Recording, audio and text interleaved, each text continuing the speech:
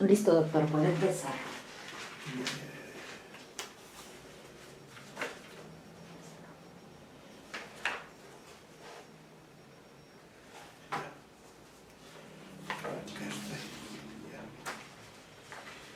Sí, muy buenas tardes, estudiantes del curso de literatura hispanoamericana del siglo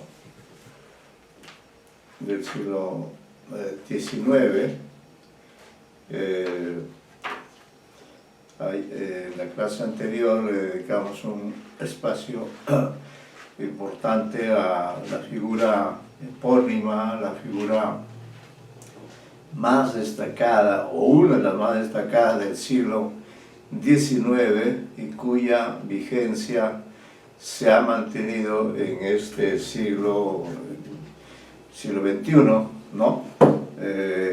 Darío sigue siendo un misterio, sigue siendo un autor admirado, ¿no? Un autor muy reconocido a ambos lados del Atlántico y estudiado en otros centros de estudios de todo el mundo, ¿no? Darío es uno de los grandes escritores que produce nuestra literatura en el siglo, bueno, entre el siglo XIX y el siglo XX, porque en realidad Darío muere muy temprano, a los 49 años de edad, muere en Nicaragua, ¿no? Ahí había partido su periplo, que hemos explicado en la clase anterior con detalle, porque es uno de los autores más viajeros del siglo XIX, ¿no? Lo ha recorrido todo, ha recorrido Centroamérica, ha recorrido América del Sur, ha ido a Europa en 2 oportunidades, a España en 2 oportunidades, ha estado en París en más de 2 o 3 oportunidades, es decir, ha sido un hombre que ha buscado constantemente motivaciones, ha sido invitado. Recuerden que su vida prácticamente se la debe al periodismo y a la literatura, y a la amistad, al apoyo que recibió de otros escritores, de periodistas, porque comprendieron que estábamos ante la figura de un genio. Y como este genio ya no tenía nada más que aprender al haber llegado a los 10 años, a partir de esa edad tan temprana, ¿no? Es que él se dedica intensamente a la literatura, tiene contactos diplomáticos, tiene diversos amigos, se ubica bien, es un hombre que sabe vivir, ¿no? Y sabe sacarle provecho a su gran habilidad con la escritura. Bueno, en cuanto, diríamos, a lo central de su obra literaria, se ha considerado que ella puede ser dividida en 3 grandes etapas, ¿no? Una de las cuales ya hemos hablado en la clase anterior, que ha sido en la clase del martes, en la que decíamos que la primera etapa está marcada por la aparición del libro Azul. Azul aparece en 1888, pero tiene la particularidad de que en ese libro se mezcla el verso y la prosa, ¿no? Es decir, no es 100% un poemario, tampoco es 100% un libro de cuentos, ¿no? Mezcla la prosa y el verso. Y por otro lado, y ya este es un dato que se resalta posteriormente, él recibe una carta del crítico español Juan Valera, donde éste le indica que sí, que es un libro de un joven de muchísima calidad, pero que se nota en su prosa en particular un gran afrancesamiento, ¿no? Un gran afrancesamiento, es decir, Darío fue un apasionado de las letras francesas en especial, las demás europeas también, pero gran parte de la revolución artística de Darío deriva de esa cercanía, de esa relectura, de esa pasión por los franceses de su generación, ¿no?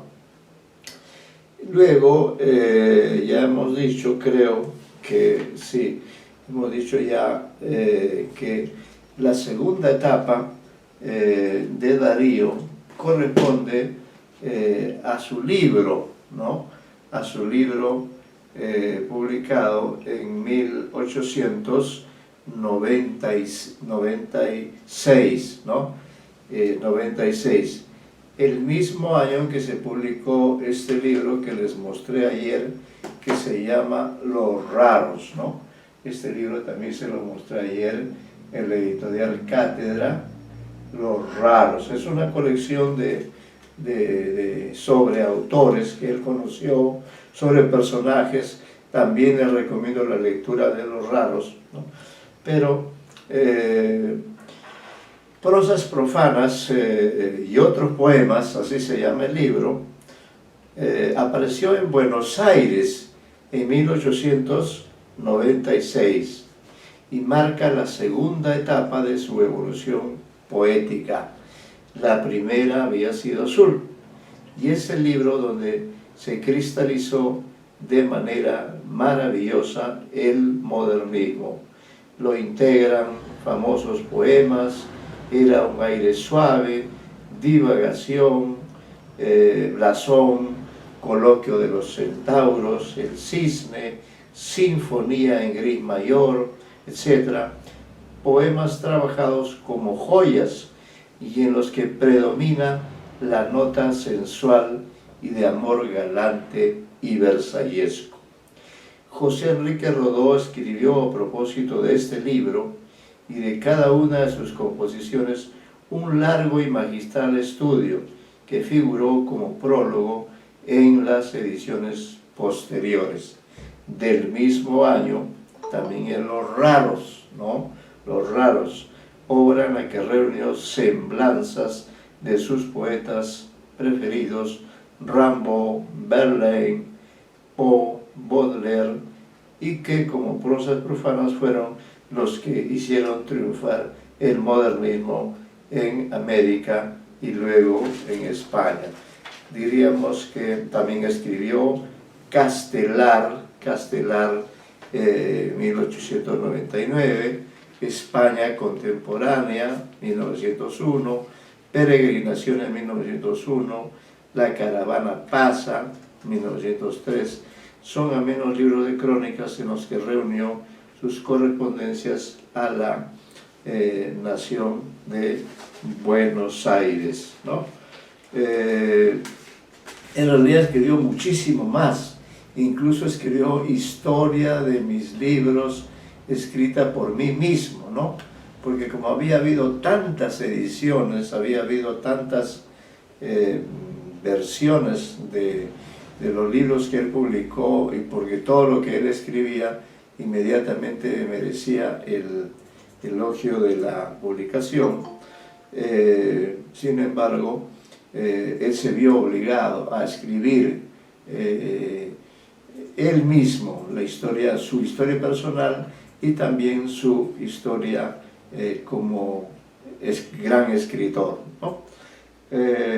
Precisamente por ello es que se ha considerado la etapa final de la corta vida de Darío, se ha considerado la etapa que está marcada por el libro Cantos de Vida y Esperanza. Cantos de Vida y Esperanza, que se publicó comenzar el siglo, en 1905, ¿no? Es un libro de la madurez de Darío, ¿no? Es un libro de la etapa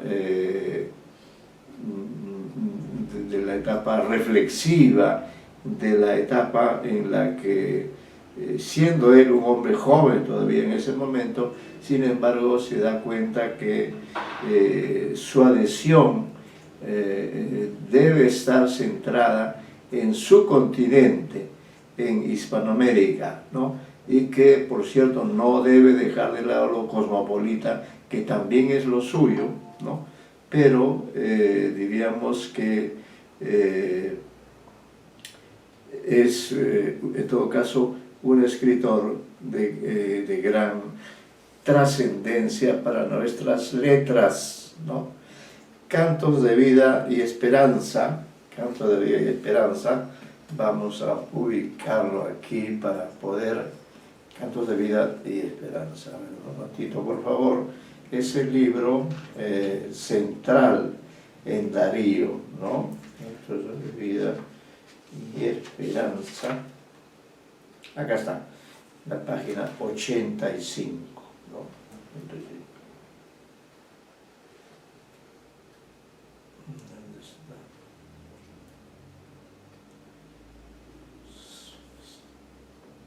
Ya. Sobre todo es importante el primer poema, que está dedicado a José Enrique Rodó, que fue un crítico uruguayo muy exigente con Darío, muy severo en sus apreciaciones, ¿no? Y a manera de arte poética, él le dedica un verso donde, si se quiere, está la esencia, está la figura, el perfil, es una especie de síntesis de su trayectoria poética, y cómo allí incluso menciona a sus dos libros anteriores como etapas previas a este poema, donde él siente que, hechos los balances, él debe ciertamente asumir su tradición nicaragüense, debe asumir también su tradición hispanoamericana, ha recibido muchísimo apoyo en Chile, en Argentina, y al mismo tiempo pues debe también rendir homenaje a esa Francia que lo nutrió mucho y lo convirtió en un lector afrancesado. Eso es lo que más se ha criticado, no solo en Darío, sino en general en el modernismo, ¿no? Sin embargo, diríamos, los escritores están abiertos a los idiomas, no hay por qué, salvo pues que fuera un afrancesamiento exagerado, ¿no? Entonces, ¿qué dice en este Cantos de vida y esperanza, con que comienza este tercer libro de la etapa de Darío? Bueno, vamos a leer previo al primer poema. Él dice unas palabras que creo que son importantes de tomar en cuenta, especialmente por ustedes que son jóvenes estudiosos de la literatura hispanoamericana.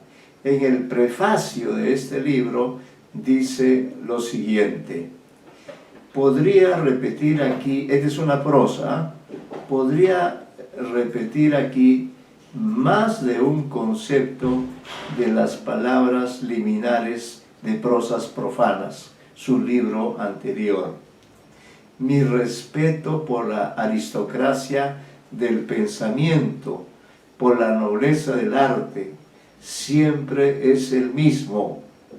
Mi antiguo aborrecimiento a la mediocridad, a la mulatez intelectual, a la chatura estética, apenas si se aminora hoy con una razonada indiferencia. El movimiento de libertad que me tocó iniciar en América se propagó hasta España, y tanto aquí como allá el triunfo está logrado. De interrupción debido a problemas técnicos que suelen suceder. Por eso es que se cortó la comunicación en momentos en que estábamos precisamente hablando de Rubén Darío ya en su tercera etapa, en su etapa final, ya que lamentablemente Rubén Darío murió muy joven, murió a los 49 años, ¿no? Y quizá previendo esto... Pero un ratito, doctor, parece que no está funcionando el audio. A ver. Ahí está. Ya, ahora sí, ya lo escuchan. Sí. No lo han estado escuchando. Decíamos que en Cantos de Vida y Esperanza, ¿no? Sus títulos anteriores habían sido pues meramente literarios. Azul, por ejemplo, el Azul, o prosas profanas, que no eran prosas sino eran poemas, ¿no? Pero ya en este título él es más explícito, es Cantos de Vida y Esperanza, ¿no? Cantos de Vida y Esperanza, e incluye también una sección llamada Los Cisnes y otros poemas. Les decía que sí me gustaría leer el prefacio, siempre es importante, y algunas, no todas, pero algunas, porque el poema completo lo van a leer ustedes, algunas estrofas del primer poemario de este libro, que se llama también Cantos de Vida y Esperanza. Pero antes de eso leemos como una especie de prólogo o prefacio, como él dice, donde manifestaba, dice: podría repetir aquí más de un concepto de las palabras liminares de prosas profanas. Mi respeto por la aristocracia del pensamiento, por la nobleza del arte, siempre es el mismo. Mi antiguo aborrecimiento a la mediocridad, a la mulatez intelectual, a la chatura estética, apenas si se aminora hoy con una razonada indiferencia. El movimiento de libertad que me tocó iniciar en América se propagó hasta España, y tanto aquí como allá el triunfo está logrado, aunque respecto a técnicas tuviese demasiado que decir en el país en donde la expresión poética está anquilosada, a punto de que la momificación del ritmo ha llegado a ser un artículo de fe, no haré sino una corta advertencia. En todos los países cultos de Europa se ha usado el exámetro absolutamente clásico, sin que la mayoría letrada y sobre todo la minoría leída se asustasen de semejante manera de cantar. En Italia ha mucho tiempo, sin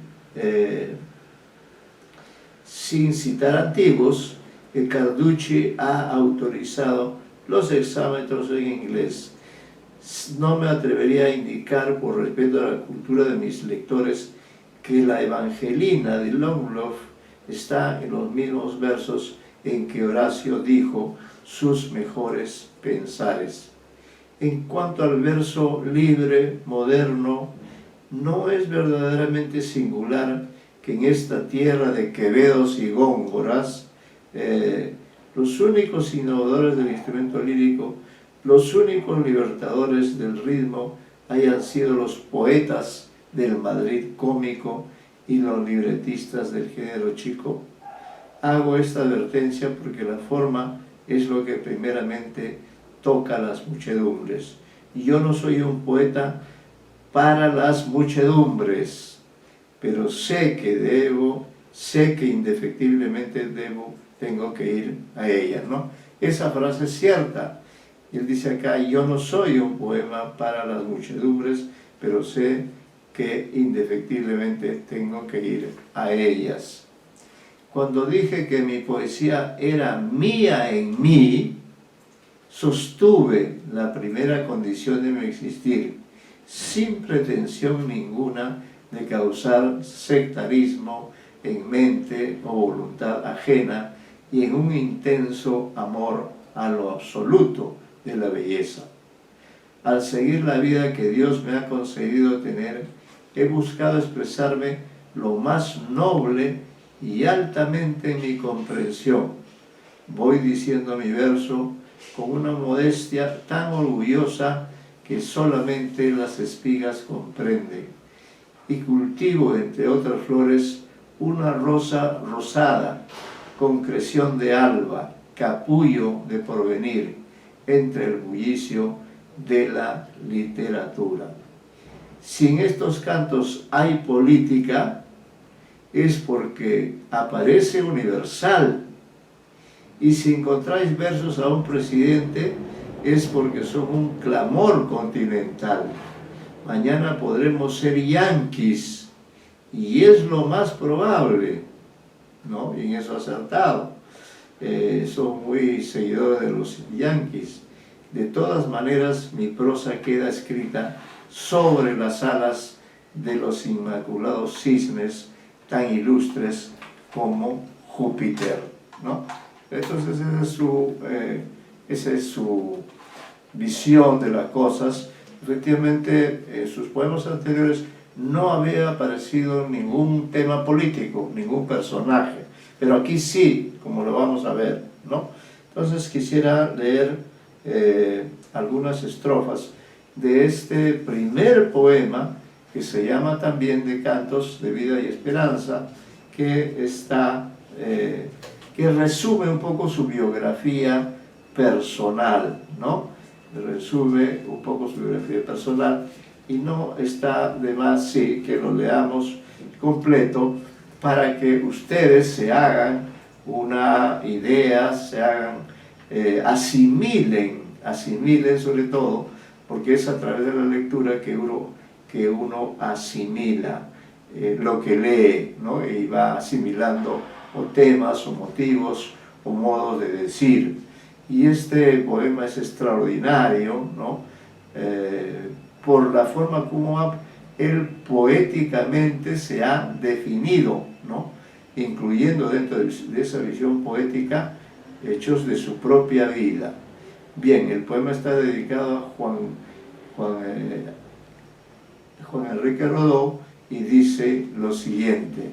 Está escrito en cuartetas. Dice: y yo soy aquel que ayer nomás decía el verso azul y la canción profana, en cuya noche un ruiseñor había que era alondra de luz por la mañana. Qué poético ese inicio. El dueño fui de mi jardín de ensueño, lleno de rosas y de cisnes vagos, el dueño de las tórtolas, el dueño de góndolas y liras en los lagos, y muy siglo XVIII, y muy antiguo, y muy moderno, audaz, cosmopolita, con Hugo fuerte y con Verley ambiguo, y una sed de ilusiones infinita. Yo supe de dolor desde mi infancia, y eso lo hemos señalado, ¿no? Mi juventud, ¿fue juventud la mía?, se pregunta.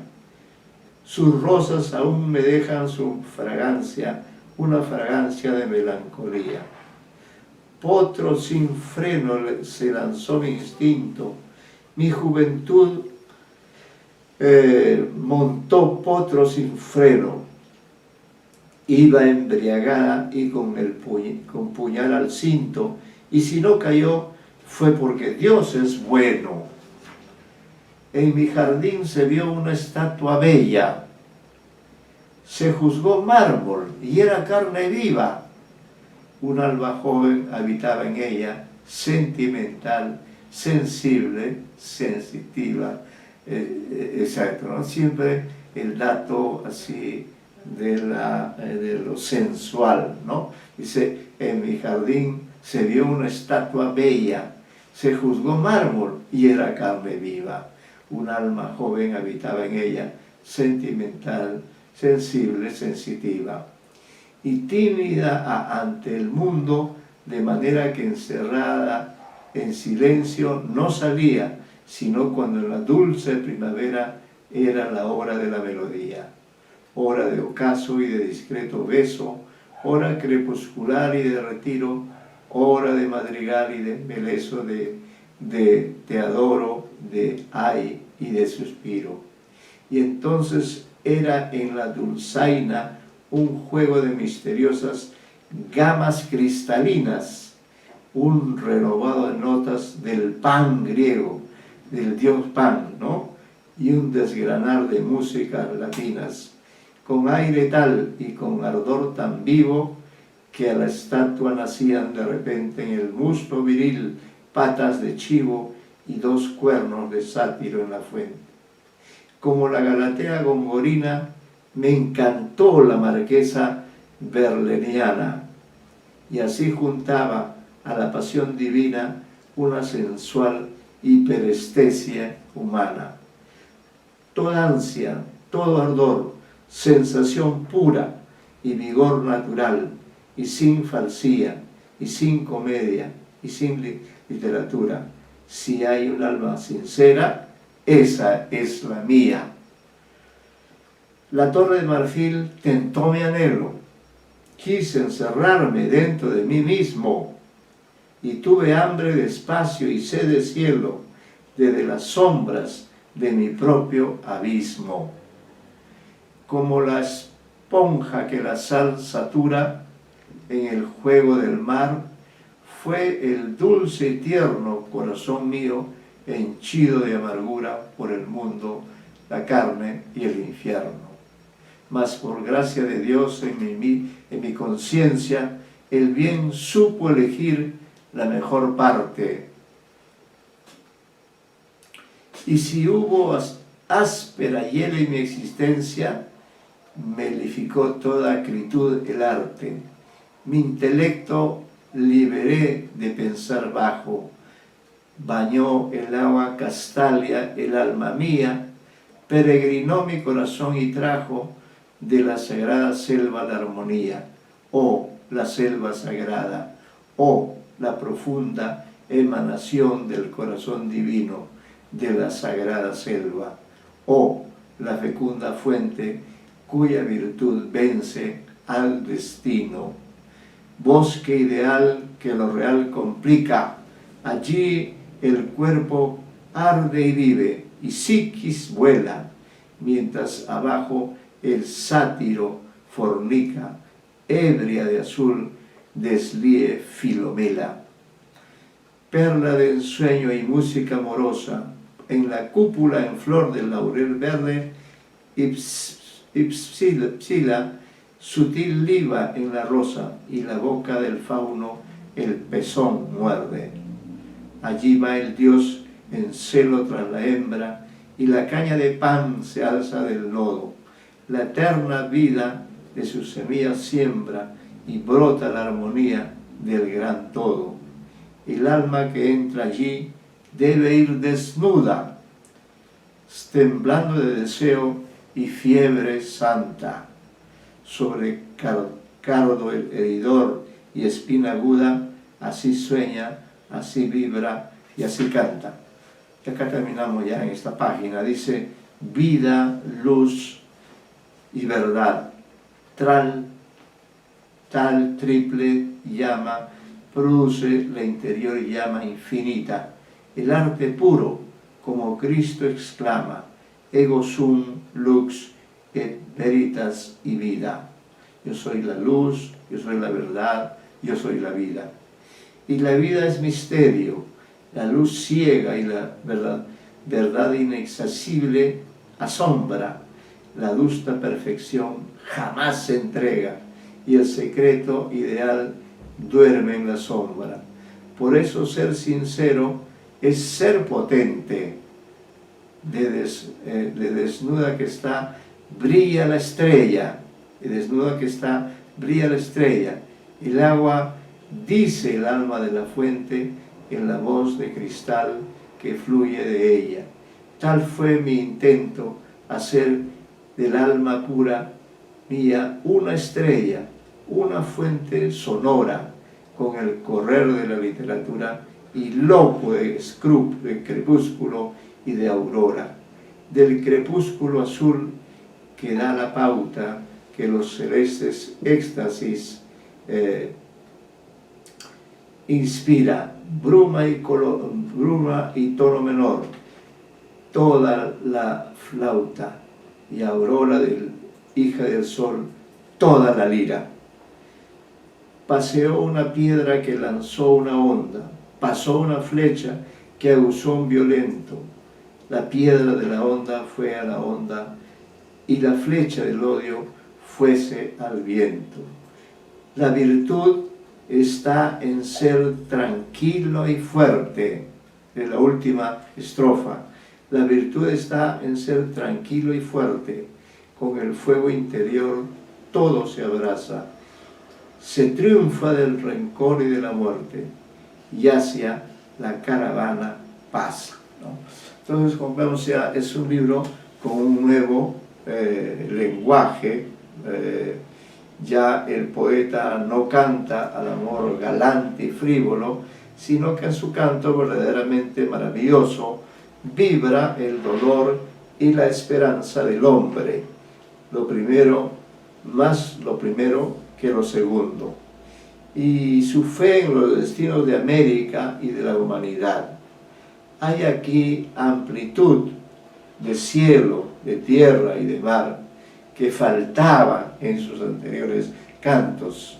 Se inicia el libro con la conocida estrofa que ya la hemos leído. Yo soy aquel que ayer nomás decía el verso azul y la canción profana, en cuya noche un ruiseñor había que era alondra de luz por la mañana. Es de recordar sus versos a propósito de los que le reprochaban su alejamiento de los temas locos de su juventud. Y aquí cito, yo sé que hay quienes dicen, ¿por qué no canta? Agréguenle ahí un no. ¿Por qué no canta ahora? ¿Por qué no canta ahora con aquella locura armoniosa de antaño? Esos no ven la obra profunda de la hora, la labor del minuto y el prodigio del año, ¿no?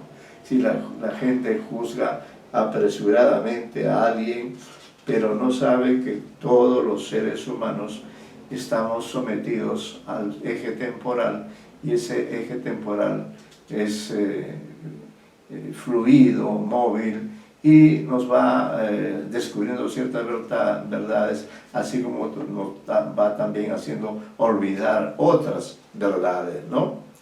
Otras composiciones bellísimas de este libro impar en nuestra lengua son a Roosevelt, creo que lo leeremos, Marcha Triunfal, Los Cisnes, Nocturno, Canción de Otoño en Primavera, Letanía de Nuestro Señor Don Quijote, Lo Fatal.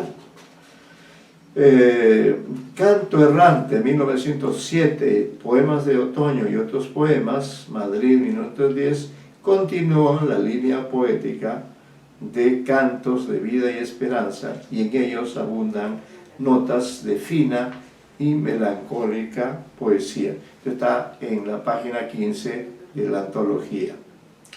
El canto a la Argentina, escrito en 1910 y publicado por primera vez en el número extraordinario de La Nación del 20 de mayo de dicho año, que fue el del centenario, fue editado en 1914 y constituye un hermoso himno de alabanza a la Argentina, país al que tanto amó el poeta y que tan vinculado a su producción en oportunidad del centenario de su independencia, ¿no? Efectivamente, si hubo un país que apoyó a fondo a Darío y que le permitió trabajar, escribir, y que le permitió incluso imponer el modernismo o considerarlo a él como el líder de ese movimiento, fue América. Por eso cuando Argentina cumple en 1910 su primer centenario, ¿no? Él escribe un poema extraordinario en homenaje a Argentina. Nosotros en ese siglo recién nos liberamos el siglo anterior, ¿no? En 1824. Bueno, ya saben cómo hemos podido sobrellevar las celebraciones, si las llamamos celebraciones del bicentenario en nuestro país. Han sido más bien algo para reflexionar, por decir lo mismo, ¿no? Completa en la bibliografía de Darío su libro de crónicas, Tierras Solares, y ya se las he recomendado y vale la pena porque revela un gran conocimiento de las ciudades españolas. Oda a Mitre. Mitre es el dueño del periódico La Nación, que tanto apoyó a Rubén Darío. Entonces no es extraño que le escriba una oda a él. Opiniones, 1906, Historia de mis libros, 1909, La vida de Rubén Darío, escrita por él mismo, 1915. La primera edición de sus obras completas apareció en Madrid, 1917-1919. Ya Darío había muerto el año 16, dirigidas por Alberto Giraldo y Andrés González Blanco. De sus poesías completas hay una edición compuesta y prologada por Alberto Giraldo, Madrid, 1932. Citaremos por último la excelente antología poética de Rubén Darío de Arturo Marazo. Yo recomiendo esta antología. Buenos Aires 52, donde se ha reunido lo mejor y más perdurable del poeta, edición valiosa por el prólogo y las notas de Marazo y lo cuidado de los textos.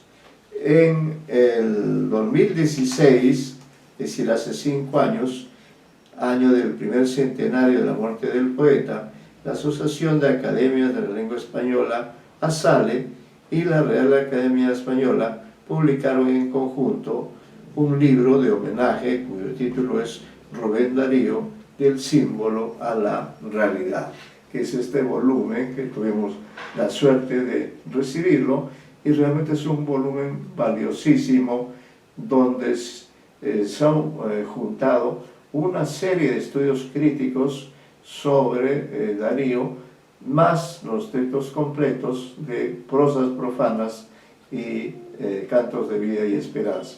Lamento que en esta edición, que pudo ser de las 3 obras más representativas, no se haya incluido Azul, ¿no? Azul no es algo muy voluminoso, de manera que eso es una pena que no se haya hecho el año 2016, año del del primer centenario de la muerte de Darío, ¿no? Pero sí hubo muchas celebraciones, qué sé yo.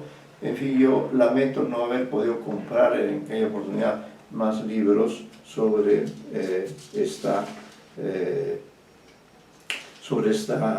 figura tan importante de las letras peruanas.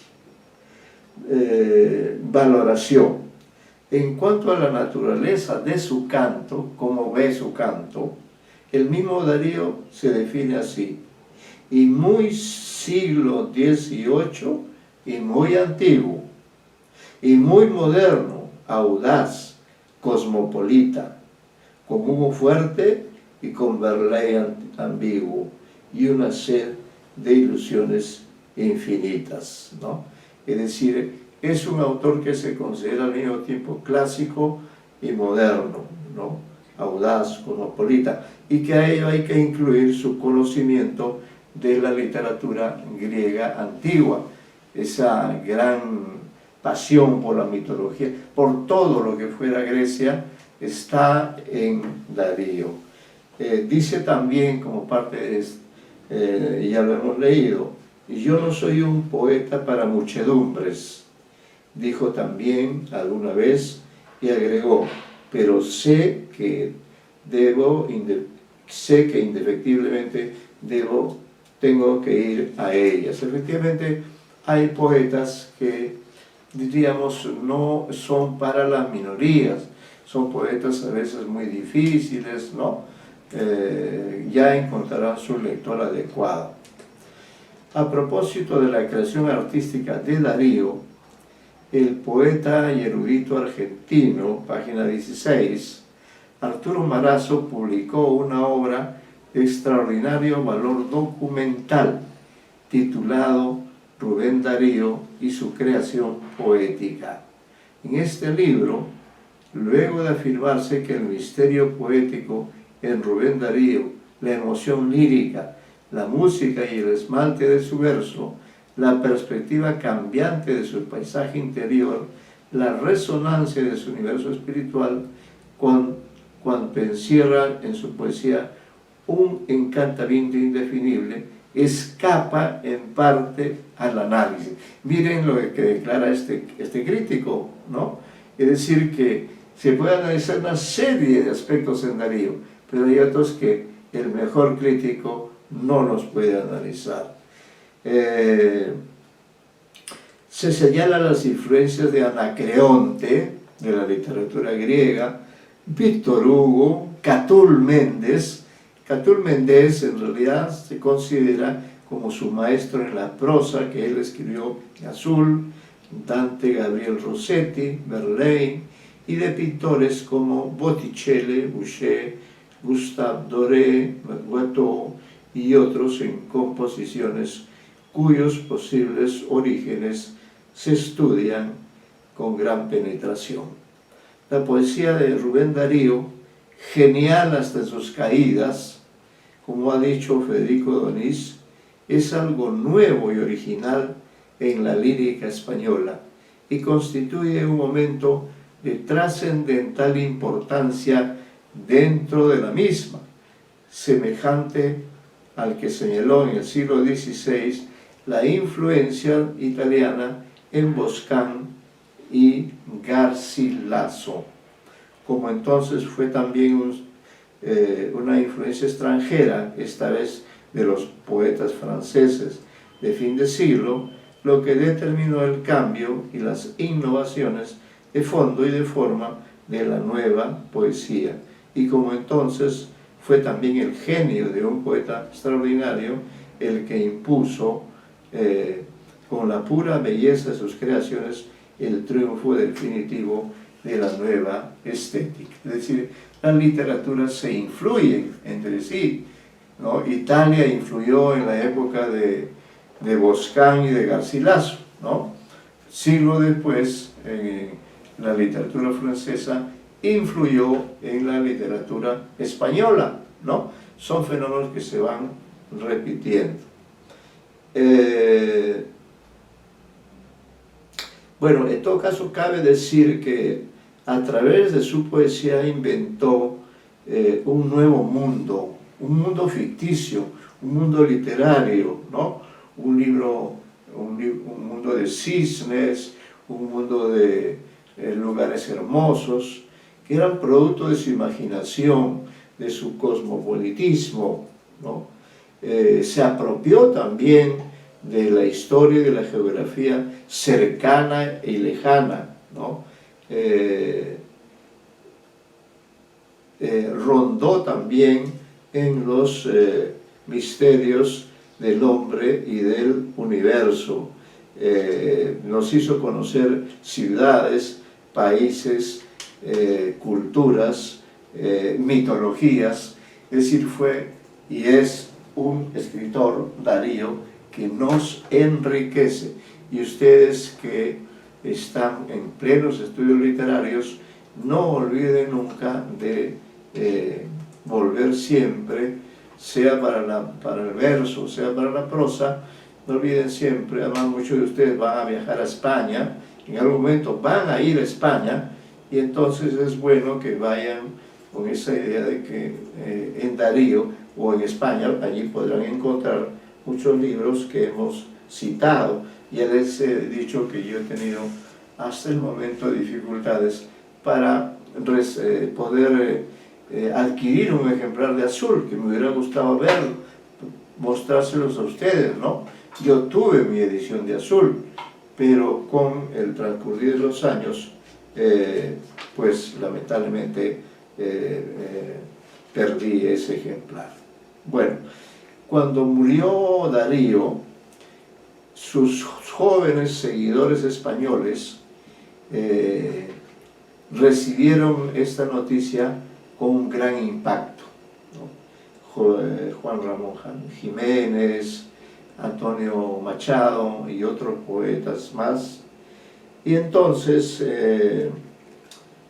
Rubén Darío y Antonio Machado, que habían intercambiado hermosos mensajes antes de conocerse, Antonio Machado escribió un hermoso poema, está allí, por favor, dice, a la muerte de Rubén Darío, y agréguenlo ustedes para que se sepa de quién es este poema.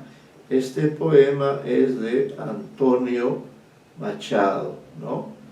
Y me gustaría que sí, aquí intervengan ustedes, porque este poema es de una profundidad, de una originalidad, de una emotividad muy grande, ¿no?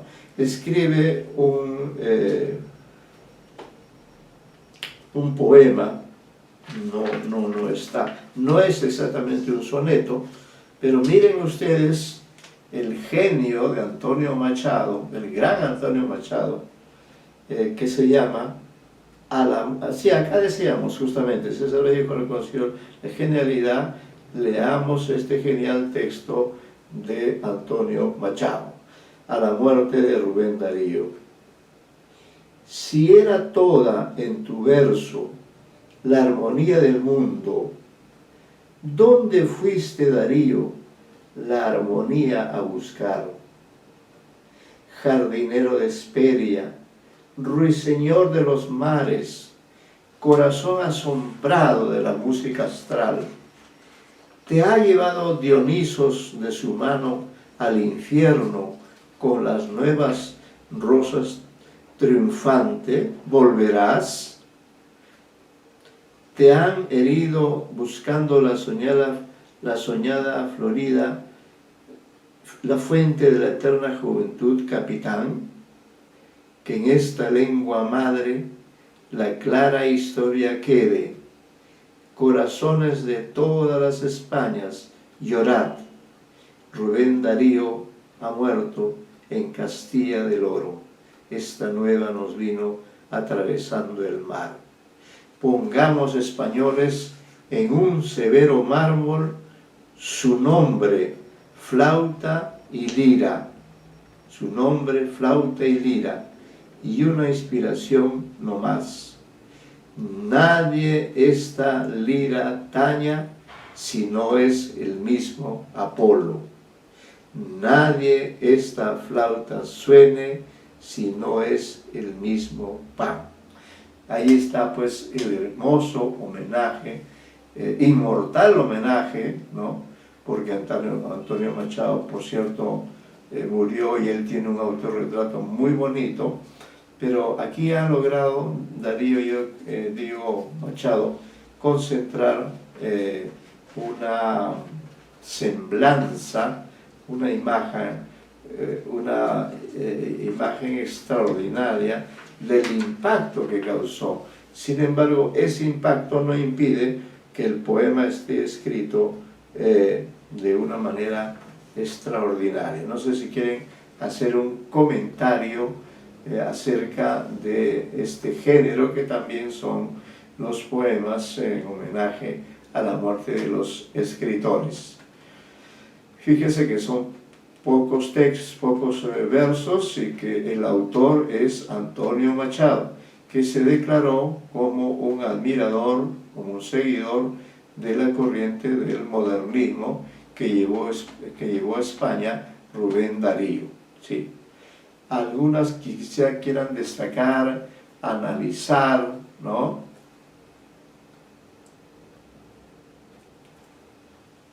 Algún comentario sobre este tipo de poema de Darío.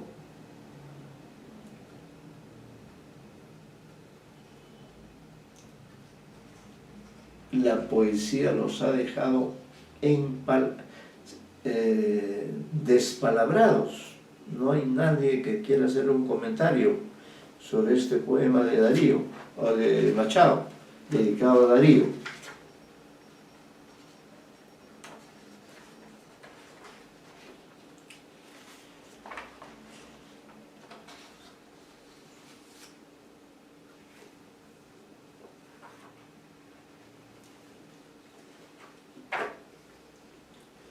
Bueno, para continuar, tenemos una antología mínima alusiva a las 3 etapas de su evolución poética, ¿no? Si bien es cierto, no hemos podido rescatar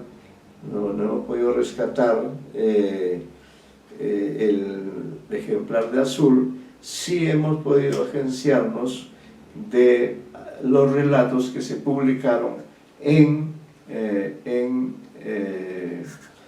azul, y de esos relatos tienen ustedes aquí una versión escrita, una versión de cómo escribía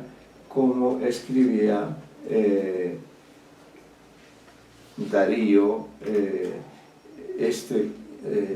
Recordemos que este texto pertenece a Azul, y por tanto está escrito en Chile, pero el ambiente recreado en el cuento no es precisamente Chile. Vamos a descubrirlo mediante la lectura. A ver, ¿quién de ustedes quiere leer? A ver, cualquiera de ustedes. Son lectores ustedes. Su rol es el de lectores. ¿Quién de ustedes quiere leer con buen volumen, con buen sonido? A ver. Y claro, con la entonación de un texto literario, ¿no? Este es uno de los cuentos que apareció en azul, ¿no? Que sí hemos podido rescatar, pero no hemos podido rescatar, aunque valgan verdades, en azul lo más valioso son los cuentos. Ahora, el cuento modernista, como lo vamos a ver un poco más adelante, es un cuento sutil, es un cuento donde la historia no tiene tanto peso, sino tiene peso más bien el simbolismo, la psicología, ¿no? Pero de todas maneras, ¿no? De todas maneras sí ofrece elementos interesantes. Muy bien. La señorita Estrellita del Cielo ha levantado la mano. ¿Quién? La señorita Estrellita del Cielo. Ya, señorita Estrellita del Cielo, le agradecemos por su participación. Entonces vamos a leer Estrellita del Sur, vamos a anotar inmediatamente, eso es algo muy positivo. Estrellita del Sur.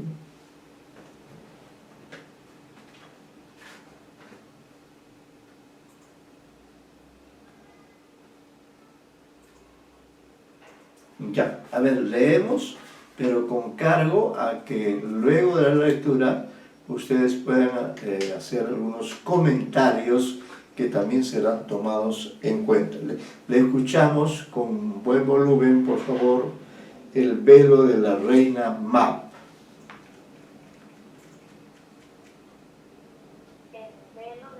Un poco más alto, que le estoy escuchando A ver si es que puedo mejorar el sonido. Un momentito. ¿Ahí está bien, profesor? Ahí está bien, ahí se le escucha. El velo de la reina Mar. La reina Mar, en su carro hecho de una sola perla, tirado por 4 coleópteros de pecos dorados y alas de pedrería, caminando sobre un rayo de sol, se coló por la ventana de una boardilla, donde estaban 4 hombres blancos, barbudos e impertinentes, lamentándose como unos desdichados. Por aquel tiempo, las hadas habían repartido sus dones a los mortales. A unos habían dado las varitas misteriosas que llenan de oro las pesadas cajas del comercio. A otros, unas espigas maravillosas que al desgranarlas colmaban las trojes de riquezas. A otros, unos cristales que hacían ver en el riñón de la madre tierra oro y piedras preciosas. A quienes caballeras espesas y músculo de Goliat, y masas enormes para machacar el hierro encendido. Y a quienes talones fuertes y piernas ágiles para montar en las rápidas caballerías que se beben el viento y que tienden las crines en la carrera. Los 4 hombres se quejaban. Al uno le había tocado el sur de una cantera, al otro el iris, al otro el ritmo y al otro el cielo azul. La reina Mar oyó sus palabras. Decía el primero: y bien, heme aquí en la gran lucha de mis sueños de mar. Yo he arrancado el bloque y tengo el cincel. Todos tenéis, unos el oro, otros la armonía y otros la luz. Yo pienso en la blanca y divina Venus, que muestra su desnudez bajo el plafón color del cielo. Yo quiero dar a la masa la línea y la hermosura plástica, y que circule por las venas del estado una sangre incolora como la de los dioses. Yo tengo el espíritu de Grecia en el cerebro, y amo los desnudos en que la ninfa huye y el fauno pierde los brazos. Oh, Filias, tú eres para mí soberbio y augusto como un semidios, en el recinto de la eterna belleza. Rey ante un ejército de hermosuras que a tus ojos arrojan el magnífico pitón, mostrando la esplendidez de la forma en sus cuerpos de rosa y de nieve. Tú golpeas, hieres y domas hasta el mar, y suena el golpe armónico como un verso, y te adula la cigarra, amante del sol, oculta entre los pámpanos de la viña virgen. Para ti son los Apolos rubios y luminosos, las Minervas severas y soberanas. Tú como un mago conviertes la roca en simulacro y el colmillo de elefante en copa del festín. Y al ver tu grandeza siento el martirio de mi pequeñez, porque pasaron los tiempos gloriosos, porque tiemblo ante las miradas de oro, porque contemplo el ideal inmenso y las fuerzas exhaustas, porque a medida que pincelo el bloque me ataraza el desaliento. Y decía el otro: lo que es hoy romperé mis pinceles. ¿Para qué quiero el iris y esta gran paleta del campo florido, si a la postre mi cuadro no será admitido en el salón? ¿Qué abordaré? He recorrido todas las escuelas, todas las inspiraciones artísticas. He pintado el torso de Diana y el rostro de la Madonna. He pedido a las campiñas sus colores, sus matices. He apelado a la luz como a una amada y la he abrazado como a una querida.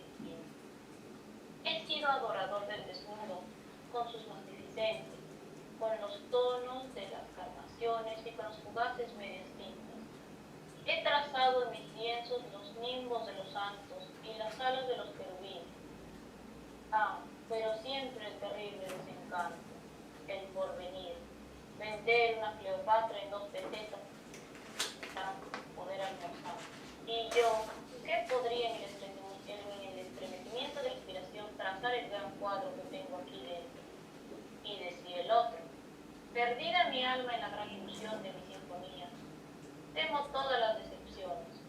Yo escucho todas las armonías, desde la lira, desde el panzo, hasta las fantasías orquestales de Wagner. Mis ideales brillan en medio de mis audacias de inspirar. Yo tengo la percepción del filósofo que oye la música de los astros. Todos los ruidos pueden aprisionarme, todos los ecos son susceptibles de combinaciones. Todo cabe en la línea de mis escalas cromáticas. La luz vibrante es himno y la melodía de la selva halla un eco en mi corazón. Desde el ruido de la tempestad hasta el canto del pájaro, todos se no divisos sino la muchedumbre que ve y la celda del balcón. Bien, todos bebemos el agua clara de la fuente de Jonia, pero el ideal flota en el azul, y para que los espíritus gocen de su luz suprema, es preciso que asciendan. Yo tengo el verso que es de miel, y el que es de oro, y el que es de hierro candente. Yo soy el áncora del celeste perfume, tengo el amor. Paloma, estrella, nido, lirio, vosotros conocéis mi morada. Para los vuelos inconmensurables, tengo alas de águila que parten a golpes mágicos el huracán. Y para hallar consonantes, los busco en dos bocas que se juntan. Y está ya el beso y escribo la estrofa. Y entonces, si veréis mi alma, conoceréis a mi musa. Amo las epopeyas, porque de ellas brota el soplo heroico que agita las banderas que ondean sobre el Atlántico, y los penachos que tiemblan sobre los cascos. Los cantos líricos, porque hablan de las diosas y de los amores, y las églogas, porque son olorosas a verbena y a tomillo, y al santo aliento del buey coronado de rosas. Yo escribiría algo inmortal, mas me abruma el porvenir de miseria y de hambre. Entonces la reina Mab, del fondo de su carro, hecho de una sola perla, tomó un velo azul, casi impalpable, conformado de suspiros o de miradas de ángeles rubios y pensativos. Y aquel era el velo de los sueños, de los dulces sueños que hacen ver la vida de color de rosa. Y con él envolvió a los 4 hombres blancos, barbudos e impertinentes, los cuales cesaron de estar tristes porque penetró en su pecho la esperanza, y en su cabeza el sol alegre, con el diablillo de la vanidad, que consuela en sus profundas decepciones a los pobres artistas. Y desde entonces, en las guardillas de los brillantes infelices, donde flota el sueño azul, se piensa en el porvenir como en la aurora, y se oyen risas que quitan la tristeza, y se bailan extrañas farándulas alrededor de un blanco Apolo, de un lindo paisaje, de un violín viejo, de un amarillento manuscrito. Sí, muchas gracias, señorita. Está usted intervenido, ha leído bien, le hemos oído bien, hemos podido apreciar, creo, la prosa selecta de Rubén Darío, la que él publicaba en el diario, en el libro El Azul. Aún no había tenido oportunidad de viajar a Grecia. Hemos dicho que el cuento modernista, porque este es un cuento modernista, tiene ciertas características particulares, ¿no? Entonces, quizá esta lectura que han hecho ustedes, que obligue a una relectura en otro momento, pueda de alguna forma interpretarse, analizarse, qué representan cada uno de estos, cómo analizar simbólicamente esta narración breve, modernista, en el lenguaje de Darío. ¿Qué opiniones tenemos acerca de esta prosa, El velo de la reina Mab?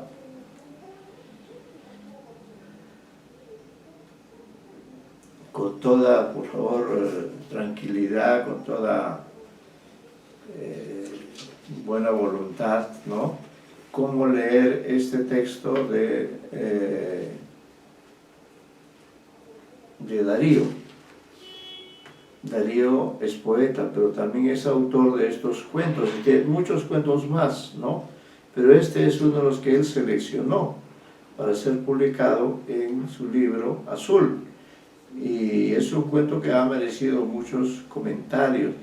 Entonces, habría que tratar de recordar cuáles son las características de la prosa modernista, de la prosa cosmopolita, y creo que en este poema en este relato, más bien, que tiene mucho de poesía. Justamente los protagonistas son artistas, ¿no? Son artistas y están acompañados por una reina, ¿no? El velo del... entonces, cada elemento en un relato tiene una función. Cualquier objeto del mundo real que ha sido incluido, claro, por la decisión del autor, siempre se va a convertir en signo. No va a dejar de evocar al objeto del cual procede, pero en definitiva es un signo pleno que tiene significados diversos, ¿no? Entonces, ¿qué es lo que hay? Creo que es un texto, en ese sentido, es un texto que podríamos decir tiene que ver con la creación, tiene que ver con la poesía, con la música, creo que también con la escultura. Así que los motivos están allí, ¿no? Por eso quisiera algunos comentarios ilustrados, ¿no? Algunos comentarios válidos, pertinentes, acerca de esta famosa prosa con la que se van a encontrar más de una vez, ¿no? No va a ser la primera, pero que sí sería interesante, ¿no? La estructura narrativa es muy sencilla, ¿no? Es un texto en tercera persona. El personaje que aparece primero es la reina Mab, ¿no? Incluso si ustedes quieren lo pueden analizar desde el punto de vista semiótico, ¿no? Luego los 4 hombres que aparece cada uno de ellos con un determinado discurso, ¿no? Y con una respuesta de la reina Mab, y así por el estilo. Es una técnica también en cierta forma dialógica y termina en un desenlace, es decir, tiene todos los elementos, ¿no? Los inicios de la anécdota, los inicios de la narración, el desarrollo de la misma y la solución. Pero todo esto planteado mediante la prosa de alguien como Darío, que maneja pues las historias con un vuelo de fantasía, con un vuelo de misterio, como también de esa manera querer incentivar, ¿no? A ver, quiero escuchar algunos comentarios de estos distinguidos y selectos estudiantes de este curso.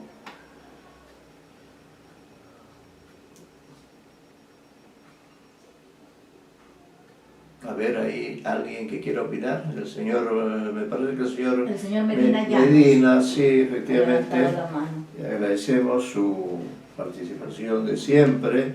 Ese es el modelo de lo que debe ser un alumno, ¿no? Participar, aportar. Sí. Buenas tardes, profesor. Buenas tardes, señor Y Medina. compañeros. Bueno, digamos, inspirador, si se quiere, de este relato, estriba en que así uno tenga mucha capacidad, mucha inteligencia, muchos dones, inclusive esté realizando una actividad muy promisoria, si uno no está convencido de lo que hace, realmente no va a lograr tener buenos resultados, o por lo menos que esos resultados sean satisfactorios para uno mismo. Claro. Es decir, que uno pueda sentirse complacido, satisfecho de que ha cumplido realizando una tarea que le da placer, que le da tranquilidad, que le da esperanza, y el gozo de haber cumplido una misión que uno quería hacerla, ¿no? Que era una vocación. Y entonces ellos llegan con todas las condiciones para triunfar, pero llegan sintiéndose derrotados, fracasados. Y aparentemente era algo solamente de un estado de ánimo. Claro. Porque la reina Mab lo que hace es simplemente un gesto prácticamente y no les escucha sus quejas, sino más bien realiza una función casi, si se quiere, de abrir los ojos a una nueva perspectiva. Y bueno, finalmente ellos simplemente sus quejas pasan a un segundo plano y se restaura, digamos, la esperanza en los artistas. Es decir, en no creer por las dificultades o no dejarse llevar por las dificultades de iniciar una nueva carrera, una profesión, que tal vez puedan ser muchas, pero eso no va a determinar si uno es un artista de éxito. Eso es lo que he podido entender de este relato.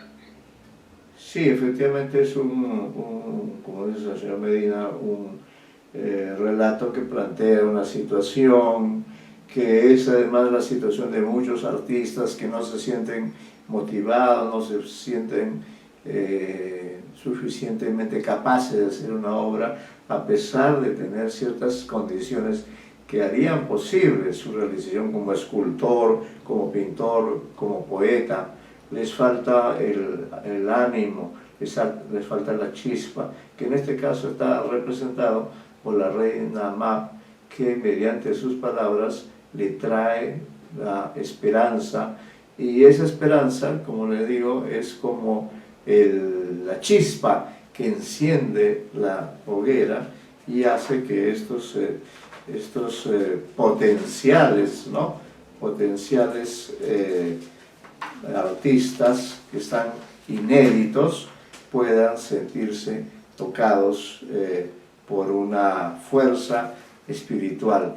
Y eso es realmente lo que ocurre también con el creador literario, ¿no? Siempre necesita un estímulo, la realidad le proporcionará el estímulo. Claro, cuando el autor ya es alguien que domina los secretos de la creación literaria, será para él más fácil encontrar ese elemento que desencadenará la creación, ¿no? Pero en todo caso, estos señores más bien han pecado hasta el momento de negligencia, han pecado de falta de voluntad, y la voluntad es un elemento necesario para emprender la tarea de crear, porque crear o con piedra o con mármol, o crear ritmos, melodías, o crear poemas o cuentos, no es una tarea fácil en ninguno de los tres casos, ¿no? Uno diría, la piedra es peor porque pesa más. No, las palabras también pesan, ¿no? Como dice el propio Darío en un verso, las poesías tienen alma y cuerpo, ¿no? Y por tanto, cada una de ellas lleva un valor, ¿no? Entonces, el comentario me ha parecido que es muy pertinente, ¿no?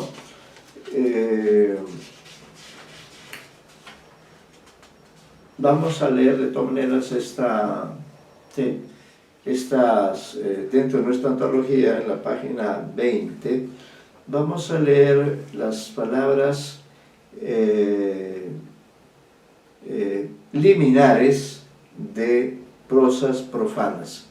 Y así como la señorita, una de sus compañeras, se ofreció a leer, me gustaría, en este caso, hemos tomado de las prosas profanas la declaración que da Darío acerca de este libro, ¿no? De este libro. Entonces quisiera, por favor, es otro tipo de texto, es un poquito más formal, pero sí nos va a dar a conocer ciertas claves de la concepción artística de Rubén Darío. A ver quién de ustedes se anima, son nada más que 2 páginas y un poquito más, para poder dejarlo como tema de comentario para la próxima semana. A ver, ¿quién se anima? A ver, ejerciten su función de lectores lectores en alta voz. Cualquiera de ustedes, cualquiera de ustedes está habilitado para leer.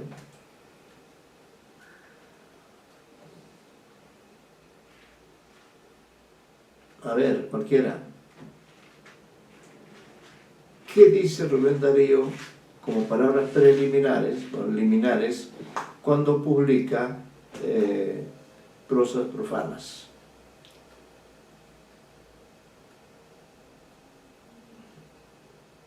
A ver, Santos Quispe. Santos Quispe. ¿Está?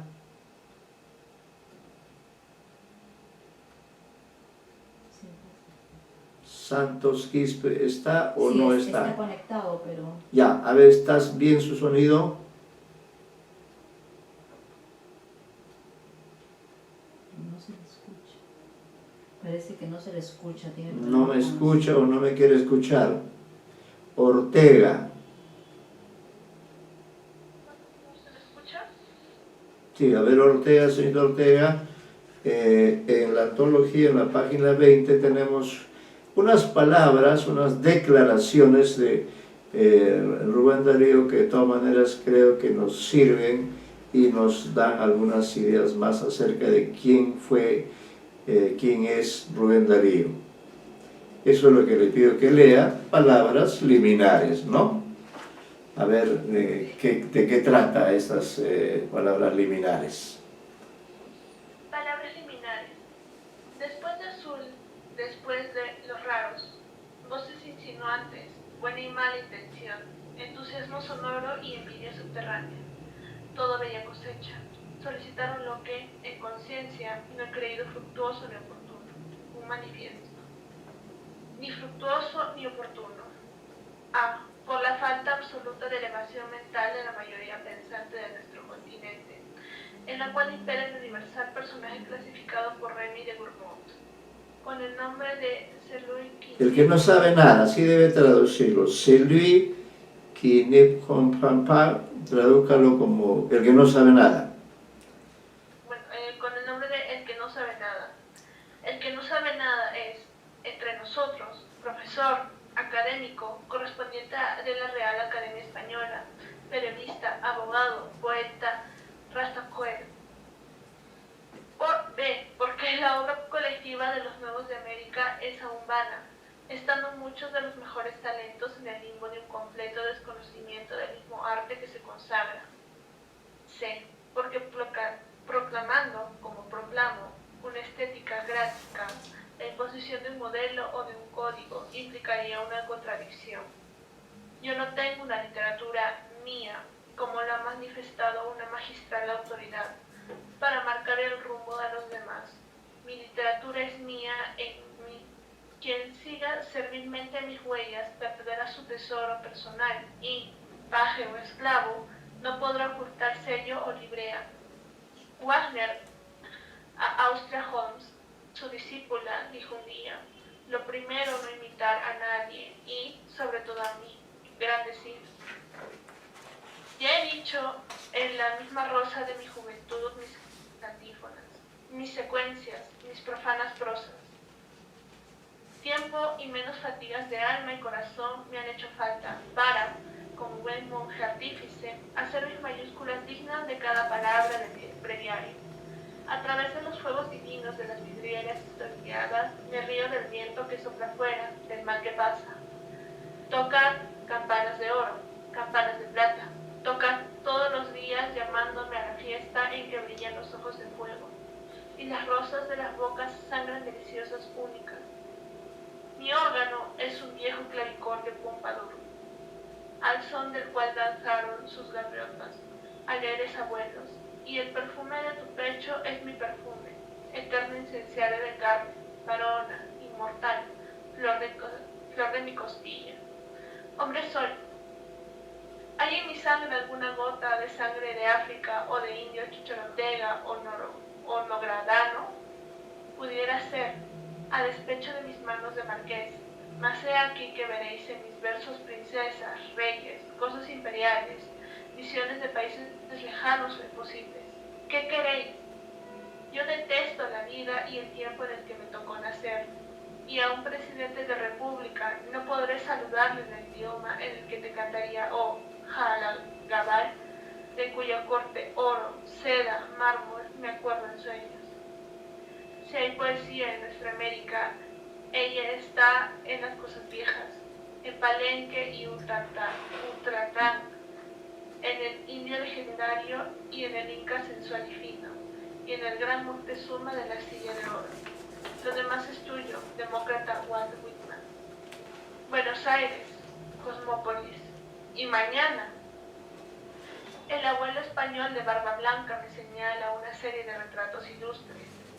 Ese, me dice, es el gran don Miguel Cervantes de Saavedra, Genimanco.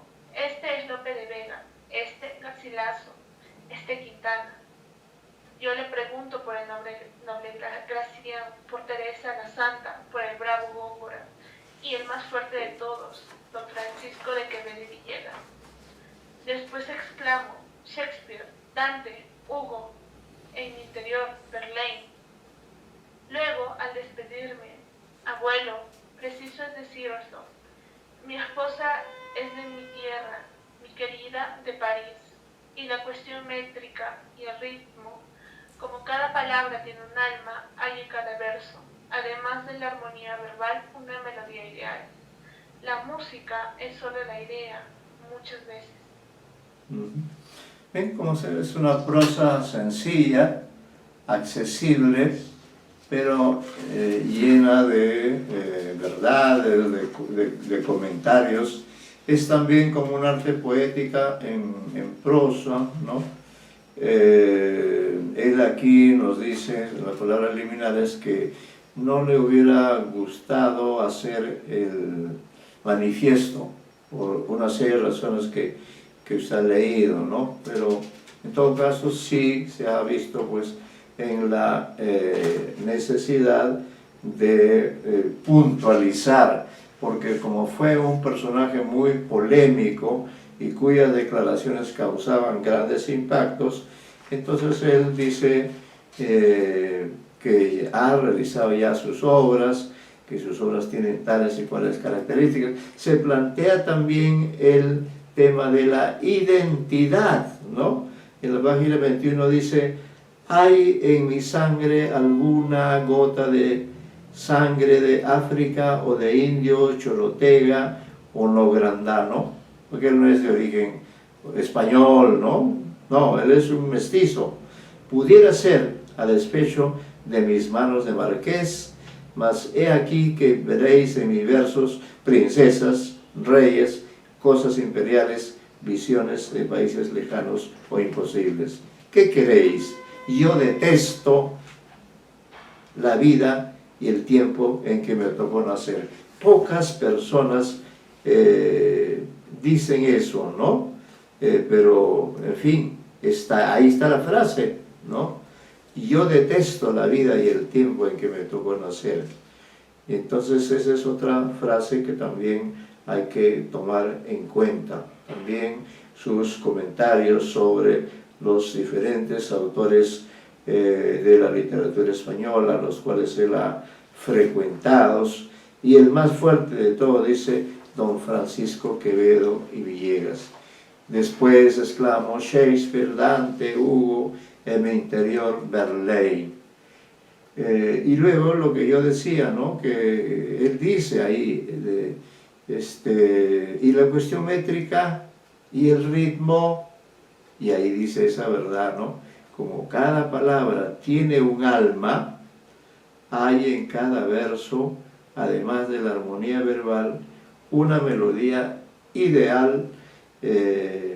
La música es solo la idea, muchas veces, ¿no? Entonces, esto es una aproximación a algunos textos directamente del propio Rubén Darío, y que seguiremos aún leyendo porque aún tenemos material para las próximas clases, ¿ya? Bueno, ahí nos quedamos en la clase de hoy, y no se olviden que la octava es de exámenes, que ya ustedes sabían las pautas del examen. Y bueno, continuaremos en todo caso ya en la próxima clase. Estamos quedándonos en la página 22, ¿ya? Para ver,